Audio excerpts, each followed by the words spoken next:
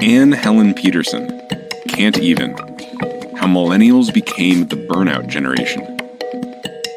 Narrated by Alex Vincent and Oliver Maines.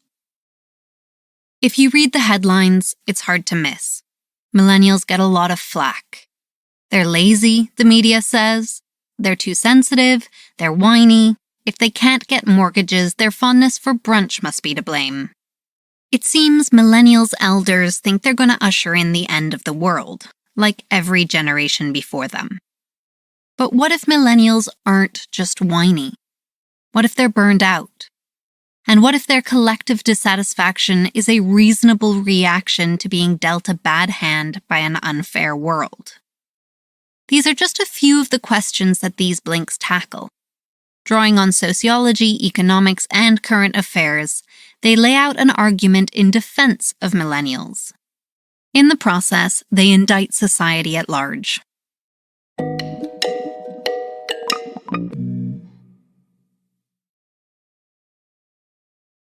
Blink 1 of 6.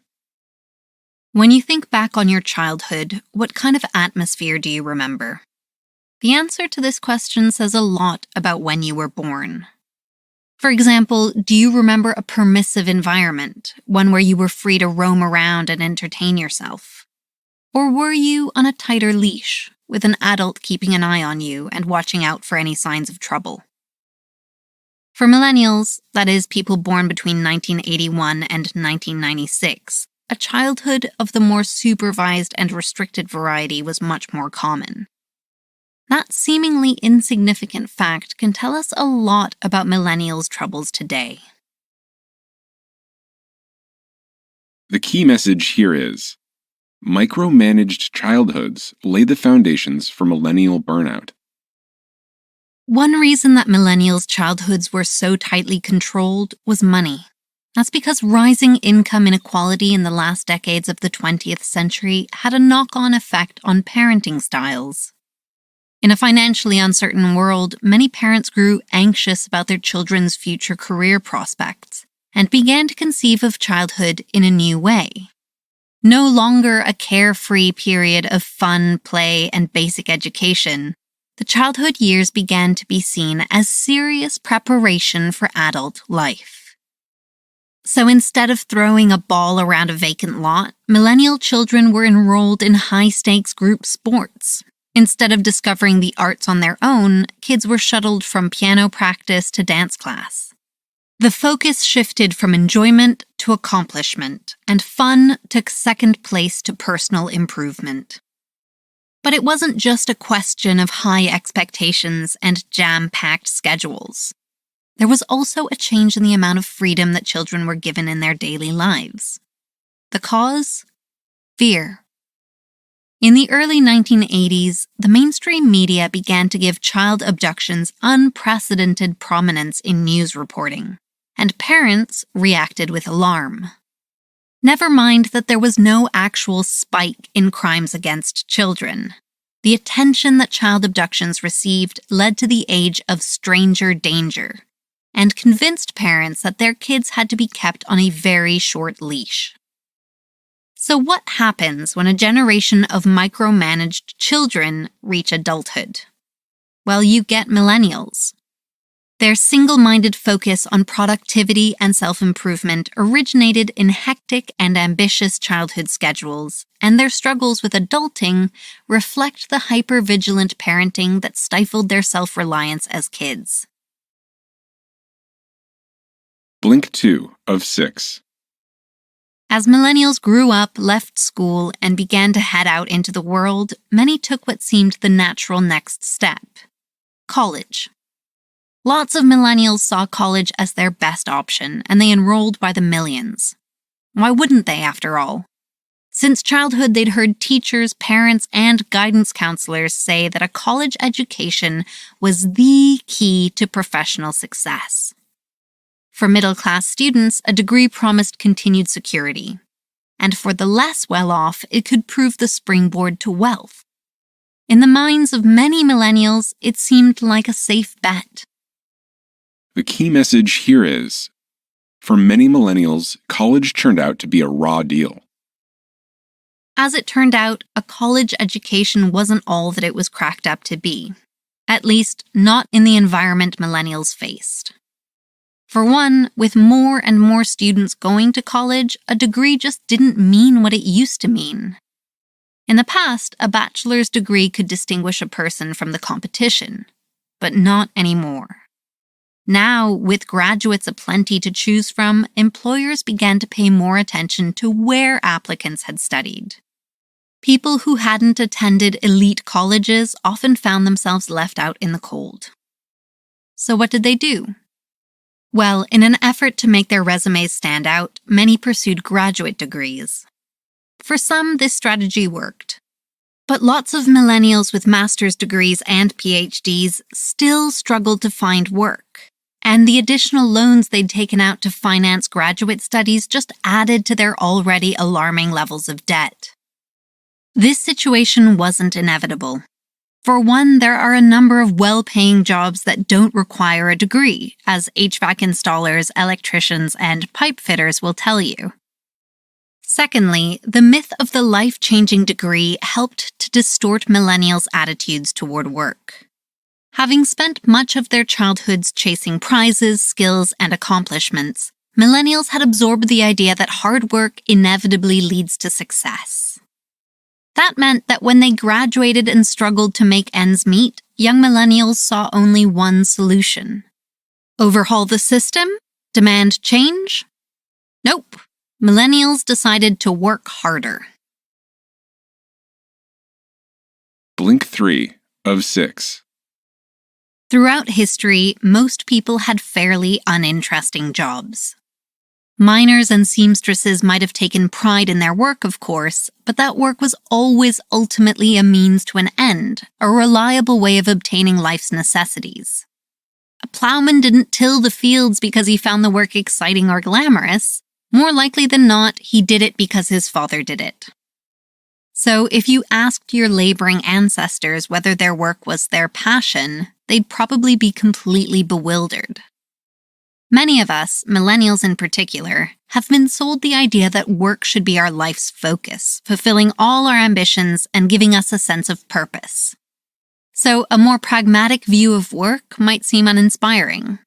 However, it's one from which we can learn. The key message here is, the idea that work should be a passion makes millennials easy to exploit.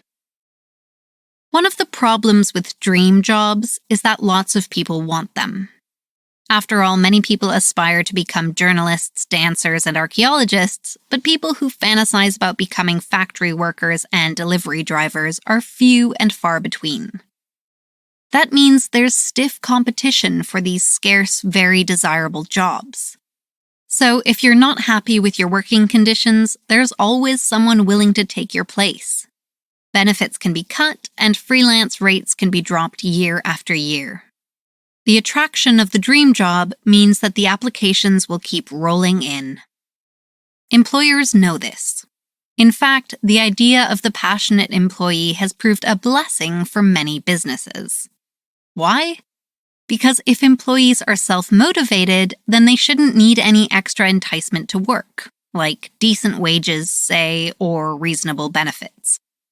Instead of asking employers to improve their working conditions, employees have been told to look inward and drum up some more enthusiasm. Nowadays, even job listings betray this condescending attitude, calling for coding ninjas and customer service rock stars. If you come across one of these, take a look at exactly what the employer's offering. In general, the cooler the job title, the crappier the work's going to be. This is something millennials are slowly starting to realize. Instead of pursuing a passion at all costs, many millennials are doing something wiser. Like earlier generations, they're opting for secure and well-paid work that pays the bills. Blink 4 of 6. When Kelly girls arrived in the workplace of the 1970s, they were a revelation. Billed as housewives eager to earn some extra pocket money, Kelly girls were, in essence, temps. For employers, they were a godsend. You see, these temporary workers had almost all the advantages of regular employees, with none of the downsides. As one ad proclaimed at the time, you didn't have to pay Kelly girls when they were sick or took holidays, and you certainly didn't have to offer them any benefits. Besides an hourly wage, employers' obligations toward Kelly girls were virtually nil. Sound familiar? If so, it's no wonder.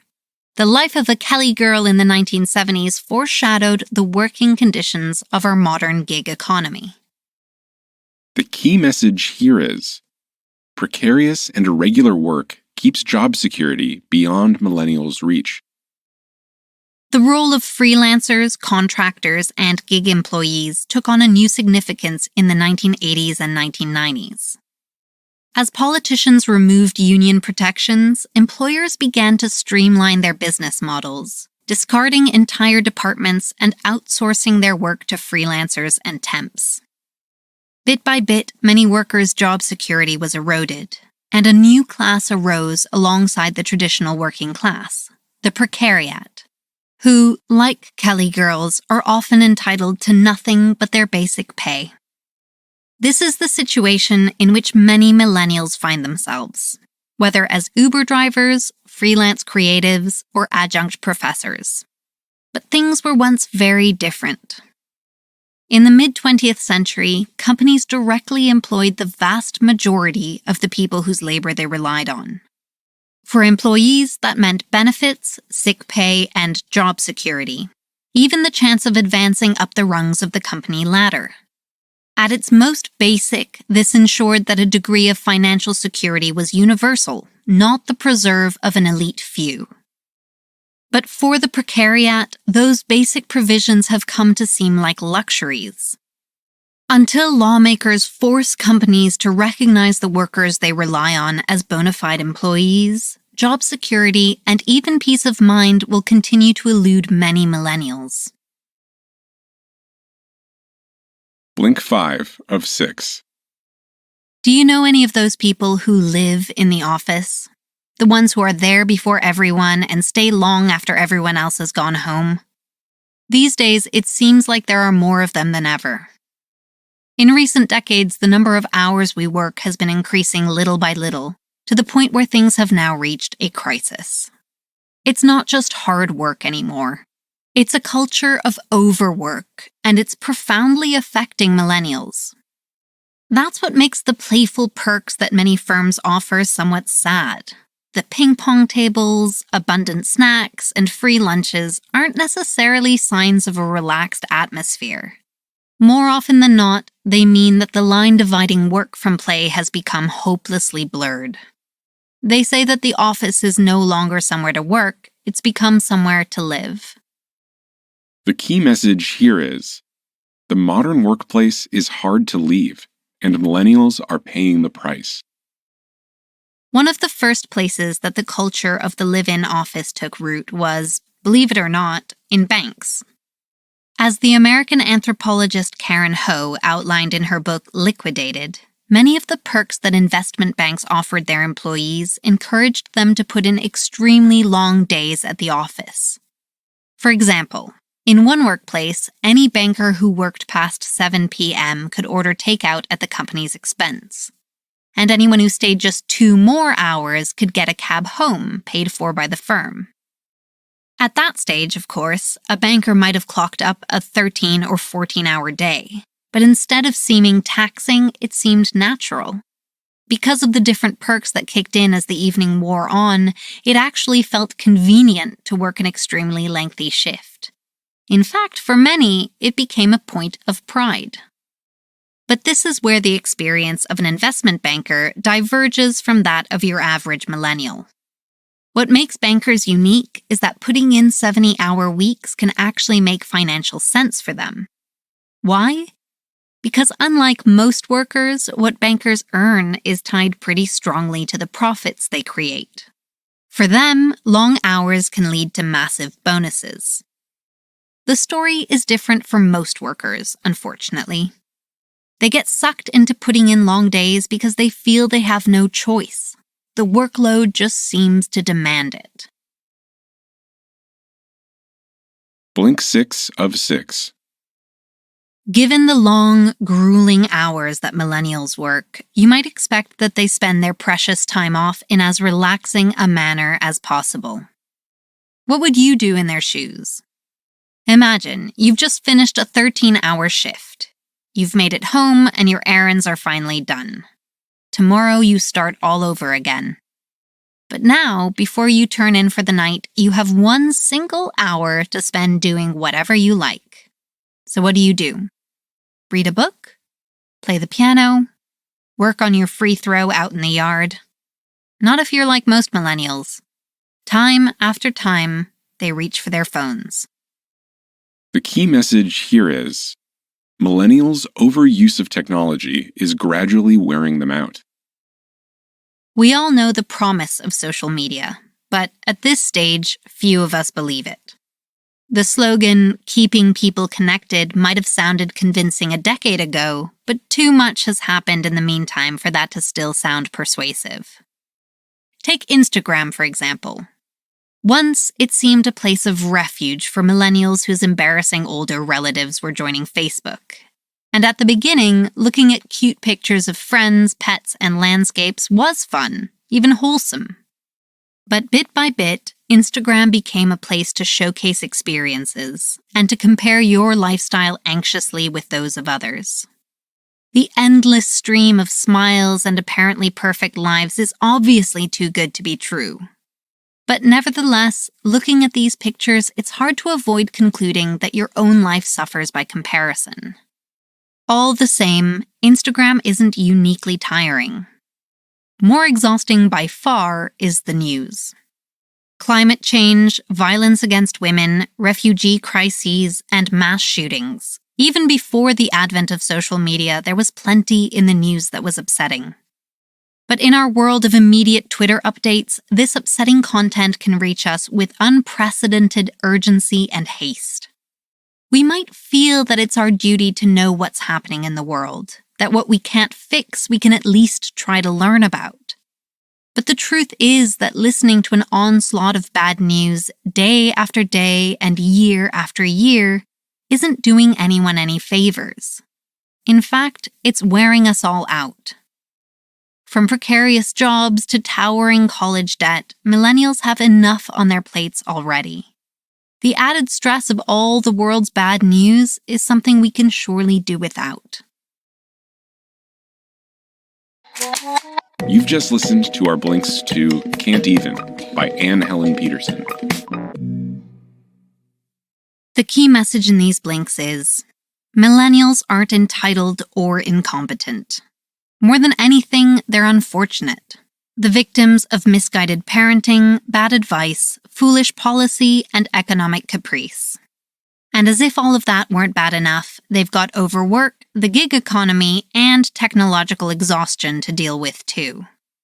It's no wonder millennial burnout is rampant.